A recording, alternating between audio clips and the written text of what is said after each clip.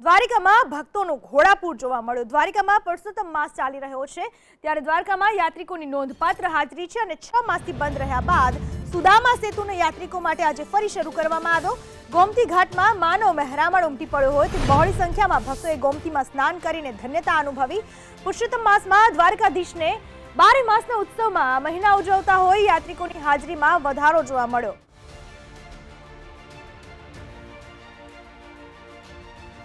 દ્વારકાનો કાળિયો ઠાકોર અને જેના દર્શન કરવા માટે અત્યારે ભક્તોની લાંબી ભીડ જોવા મળી રહી છે અને ગોમતી ઘાટમાં પણ સ્નાન કરવા માટે અત્યારે યાત્રિકો ખૂબ જ મોટી સંખ્યામાં જોવા મળી રહ્યા છે। આટલા સમયથી જ્યારે દર્શન બંધ હતા ત્યારે કાળિયા ઠાકરના દર્શન કરવા માટે ભક્તો આતુર હતા અને હવે જ્યારે તેના દર્શન થઈ રહ્યા છે ત્યારે યાત્રિકો પણ ત્યાં જતા જોવા મળ્યા અને આ જે દ્રશ્યો જોઈ રહ્યા છો તે છે સુદામા પુલ અને આ પુલ આજથી ખુલ્લો મૂકવામાં આવ્યો છે।